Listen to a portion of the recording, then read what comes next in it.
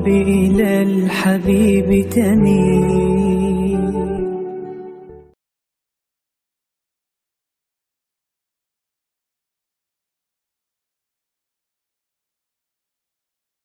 Terus ngendikane Rasulullah sallallahu alaihi wasallam ngendikane la yazalul mar'u fi fushatin min dini malam yusib daman haroman. Bapak malih nggih. La yazalul mar'u fi fushatin min dini malam yusib daman haroman. Seseorang itu boleh serilek-rileknya dalam beragama asal dia tidak punya masa lalu mengalirkan darah yang terhormat. Gamane cara Jawa ora tau mateni wong, ora tau mateni wong, ora tau mateni wong mukmin utawa ora oleh mateni wong sing muahad atau mustaman. Ya ada aturannya lah. Jadi kalau sampean urip ora tau mateni wong iku wis cara beragama iku rileks karena fifus satin mintin. Nah tentu mateni itu ada banyak sebab, diantaranya fatwa yang ekstrim. Sehingga ulama dulu itu senang diguyon sampai keterusan saiki. Jadi kabeh wong alim khase sering guyon karena memang menghindari omongan penting. Kenapa? Karena sekali omongan penting ini kadang yu'addi ilal fatwa kita qotol. Takutnya fatwa itu ekstrim, kemudian saling apa? Saling bunuh. Sehingga masyhur itu ada pepatah bahwa statement ulama atau kolamul ulama, penanya ulama itu ahaddu minas sayf, lebih tajam ketimbang apa? Pedang, karena bisa menimbulkan macam-macam.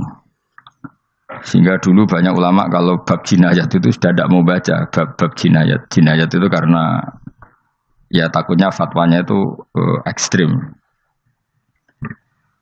Ada beda zaman Nabi. Zaman Nabi itu kan enak ya. Sing Kanjeng Nabi mesti bener ya. Musuhnya Abu Jahal CS mesti salah ya. Tukaran saiki wis gak seru. Tukaran mbek kowe repot. Masih aku musuh sampean iki soalnya bener sampean. Wong ora tau urip ora tau seneng mbok musuhi ku piye ngono dadi. Kan gak penak. Jajal misalnya kiai itu karena mbek santri, wong mesti kan normalnya bela kiai ini, mergo luwih alim luwih bener. Tapi kan cara pandang lha iya sing bener kok mau ngalah kan. Iso wae sing disalahno pangeran iku sing saiki wong tuwa tukaran mbek anak, kira-kira wong nyalahno sapa? Nyalahno wong tuane apa anake? Cara kowe dadi hakim. Wong tua kok wani anak, kualat tuh yo ya lucu. Ini kan anak kok wani wong. Tapi wong tua kok wani anak, wong tua model opo? Terus anak wani wong tua ya anak model opo? Ya model milenial model. Tapi potensinya itu sama-sama salah. Sehingga ulama itu mulai dulu itu menghindari ngendikan penting itu menghindari karena ya tadi takut fatwa itu. Saya ulang lagi ya, jadi seseorang itu selonggar-longgarnya dalam beragama asal tidak pernah membunuh, tidak membunuh darah yang seharusnya tidak terbunuh. Terus kalau masalah ibadah itu Allah ngambilnya sholat. Awwalu ma yuhasabu bil mar'u napa? As-sholat. Pertama yang dihisab itu sholat. Jika sholatnya lolos, maka hisab yang lainnya napa? Ringan. Jempol ngoten. Terus ada hisab-hisab yang iku lho waca mungkin sampean iso ngantisipasi hisab. Nah, jadi la tazulu qadama Adam atau qadama ibni Adam yaumal qiyamah hatta yus'ala an arba'in. Pertama ditanyakan dari sifat mudanya, dihabiskan untuk apa, umurnya untuk apa, hartanya dari mana, setelah mendapat untuk apa. Terus wa an ilmihi madza amila bihi, terakhir setelah mendapat ilmu itu apa yang dia perbuat. Mulane ada orang tua ilmu tidak ditakoki bae pangeran ora ndek apa takoki. Ilmu iso nglakoni, mboten gadah ilmu ya Gusti. Terus serepet sampeyan. Dunya mboten gadah dunya. Lha apa ning dunya nggih ngentosi mati sing mon-mon niku aman apa? Sebab itu orang fakir itu masuk surga lebih cepat timbang orang kaya kacek pinten 500 tahun ketakoki. Dia apa mboten gadah napa-napa. Iso ngaji mboten. Jadi gak perlu pertanggungjawaban mereka napa sekacau kan. Nah, sementing kalau terangno ngeten ya. Niki penting rungokno.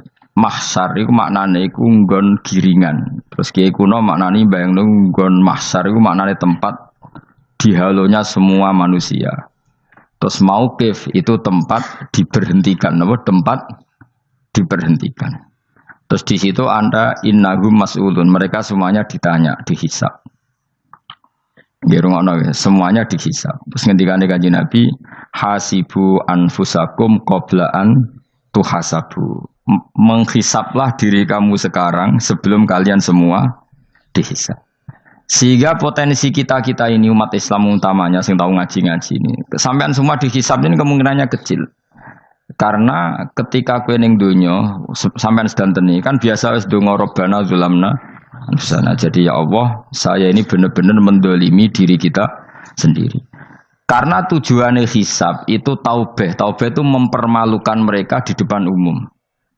Saya ulang lagi ya. Jadi semua hisab itu taubihan, mempermalukan mereka di depan umum bahwa mereka orang yang buruk. Sementara kamu di dunia sudah sering ngaku orang buruk. Selain ya wis wong akeh maksud ini kan. Jadi kayak ngakuin apa Rabbana zalamna anfusana. Sehingga ngendikane Kanjeng Nabi sebuti hasibu anfusakum qabla an tuhasabu. Menghisaplah diri kamu sendiri sebelum nanti kamu benar-benar dihisap. Sehingga umatnya Rasulullah itu kemungkinan kena hisap itu kecil sekali karena tadi sudah terbiasa menghisap dirinya sendiri. Apalagi kita, kata Rasulullah, saya dikasih hadiah yang para nabi sebelum saya enggak dikasih hadiah itu. Apa itu? 5 hal itu. Di antaranya apa? Kata Rasulullah, wa utitu khawatima suratil Baqarah. Saya dikasih terakhirnya surat Baqarah. Di surat Baqarah itu umatnya Nabi dapat bonus dan ini luar biasa, yaitu ayat Rabbana la tu'akhidna innasina wa akhtana. Ya Allah, jangan hisab kami, jangan beri sanksi kami, jangan azab kami kalau suatu saat kita lupa atau salah. SP nak kue urung salah, padahal mesti salah. Rai-rai ini gak mesti salah. Wes gaya perjanjian mbek pangeran Gusti. Dalam perjanjian dong, ya apa? Setiap saat salah langsung sepuro. Mohon buatan usah istighfar malih, mohon niki. Terus deal, soalnya deal ini. Lah itu ngendikan Kanjeng Nabi senyum-senyum senengnya ra karuan. Dan setiap itu dibaca oleh umatku, Allah sudah jawab qala na'am. Jadi Rabbana la tu'akhifna innasina aw akhtana. Terus qala Allah menjawab na'am. Terus Rabbana wa la tahmil alaina isron kama hamaltahu 'alal ladzina min qablina. Nabi Muhammad jawab, Allah menjawab na'am. Sampai terakhir wa'fu anna, Allah jawab na'am. Kemudian para kiai itu punya kiat supaya umatnya itu hafal itu. Terus jadi bahan tahlil itu masalah ya. Faminhum ya faminhum. Sing tahlil ya ora paham, sing kritik ya ora paham. Alhamdulillah itu mesti padha-padha ra kena hisab. Mergo padha-padha ora napa? Paham. Dadi ora ana barokah kaya goblok wis barokah tenan. Mergo sing lakoni ya ora paham, sing kritik ora paham. Jadi kalimat yang di akhir surat Baqarah itu adalah termasuk hadiahnya Rasulullah yang tidak diberikan pada Nabi sebelumnya. Ini apa ini? Utitu khawatima suratil Baqarah. Saya dikasih akhir surat Baqarah. Gini ku setiap doanya umat Nabi Allah jawab napa? Naam. Jadi ya Allah la tu'akhidna, jangan kasih sanksi kita innasina au akhtana. Allah jawab naam. Itu satu. Terus kedua, umatnya Nabi itu kalau dosa itu tidak perlu prosedurnya harus istighfar. Banyak amalan yang menjadikan diampuni. Misalnya kafaratul majlis itu lafadznya agak istighfar. Subhanakallahumma bihamdik misalnya. Dan banyak imatatul adza anit thoriq.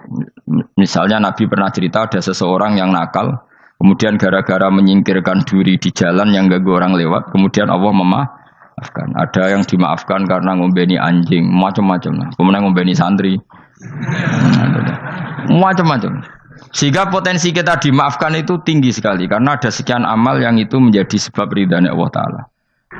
Malah kalau dalam dunia wali itu ada seorang wali mau ngarang kitab, kemudian tintanya itu diminum lalat, dia membiarkan tinta itu sampai lalatnya sampai kenyang, kemudian gara-gara itu dimaafkan oleh Allah Subhanahu Wa Taala. Banyak sekali. Sehingga potensi kita dimaafkan tinggi. Terus turu sudah ada orang rasani wong enggak macam-macam lah. Iku ya insyaallah di sepuro pengiran. Dadi ana wali mergo kakean apa? Turu. Ditakoki, "Kenapa kowe kok turu wong wali? Mboten siap roh donya, Gusti." "Kenapa? Donya wis rusak tok, patok mboten roh Gusti." Lah iku ya mari swarga napa? Ya swargane wong turu ya kira-kira dot. Tapi jadi umat Nabi itu luar biasa. Makanya saya yang heran nih, kalau ada orang alim bikin gerakan terlalu tenanan itu keliru. Wis biasa mawon. Turu ku ya ibadah, wae agar gak zina, gak maling, wae agar gak nglakoni dosa gedhe ini sanggep ae napa? Ibadah. Karena tadi Rabbana la tu'akhidna in nasina wa akhtana. Terus Allah jawab nah. Sehingga kiai-kiai itu takut orang itu lupa terus dimodifikasi sedemikian rupa jadi wiridan. Tapi alhamdulillah kok banyak yang kritik. Jadi ya biar seimbang no. Seimbang apa alam demokrasi. Jadi kalau lagi kecewa ambek sing kritik mergo insyaallah rapati paham masalah usul ini. Karena satu-satunya cara supaya orang paham itu pancen yo dijak latihan bareng-bareng. Gak ngono wis malah ra paham blas. Ya tapi tadi ya semua itu resiko. Zaman Nabi Sugeng ana ibadah sunat dilakoni terus Nabi yo duka, kuwatire dianggap wajib. Tapi nek ora dilakoni blas Nabi yo duka, wong sunat ora tau dilakoni. Jadi sudah alhamdulillah sekarang ana sing ngritik, ana sing setuju biar seimbang no. Wong padha ora paham wae napa? Padha paham. Padahal makna ayat itu luar biasa. Rabbana la tu'akhidna in nasina wa akhtana. Terus kedua, Rabbana wala tahmil alaina isran kama hamaltahu alal ladina min qablina. Ya Allah, jangan beri beban kami sebagaimana Engkau memberi beban kepada orang sebelum kami. Dulu itu kalau ada orang yang salah, itu harus dibunuh oleh orang yang tidak salah. Liyaqtulal bari'u minkum al-mujrimah. Supaya yang tidak salah membunuh yang salah. Sehingga ketika umatnya Nabi Musa menyembah anak sapi, ijel itu, apa kata Allah? Fatubu ila bari'ikum faqtulu anfusakum. Kamu syaratnya tobat harus saling membunuh, yaitu orang yang terbebas dari dosa itu membunuh yang tidak dosa. Masyhur itu. Terus Allah mengirimkan mendung yang pekat, terus gelap. Ketika gelap itu yang al-bari yang enggak dosa mengeksekusi yang dosa. Sekarang kan enggak, paling tangkap KPK. Berarti penjara mulai suka sisa korupsi jake. Jadi penak lah pokoknya zaman akhir itu penak. Pemenang KPK ini mulai disoal jadi aman lah. Sebuah sing bener di saja nih ya sing bener ya pangeran. Misalnya rasa KPK lah nak takwa ya rasa korupsi. Kalau KPK dilemahkan nanti yang korupsi marah. Lah masih orang KPK lah nak di pangeran kan ya aman karena korupsi. Kowe ku aneh-aneh wae. Kowe ku wong mukmin kok bakas ngono. Kowe sementing iku nek kowe wedi pangeran kan ra usah polisi, ra usah KPK wis tetep ra usah dosa wong wedine mbek pangeran. Nah, kecuali ra usah pangeran ateis, lha iku masalah. Ya, tapi kan omongan ini gak populer, padahal bener. Nah, aneh. Jadi karep pemilu ngene, terbebas korupsi nek ana KPK, urip makmur nek ana menteri kemakmuran. Pokoke kabeh kuwi mbok gantungno pejabat negara. Mulane tau hitam jeblok, sak jeblok-jebloke. Misalnya rasa sejahtera, sare menteri sosial harusnya gini-gini. Ngono korupsi salah KPK. Ngono ana ora keamanan salah polisi. Senengane nyalahno wong. Gue sekali-kali nganggo tauhid. Nek ana adab iku mergo dosa yang sudah kelewat. Ya tapi kan gak mungkin ngomong bernegara gitu. Tapi atas nama iman bahasa kita seperti itu. Kalau atas nama bernegara emang kita butuh polisi, butuh tentara, butuh KPK. Tapi atas nama iman ya tadi. Kalau kita diberi sanksi Allah itu rata-rata dari bima qaddamat yadaka itu pasti ada salah yang pernah Anda lakukan. Ya tapi sudahlah ini zaman sudah seperti ini. Sanut ya, anut umumnya wong akeh. Kalau terang nomale masalah hisab ya. Hasibu anfusakum qabla an tuhasabu.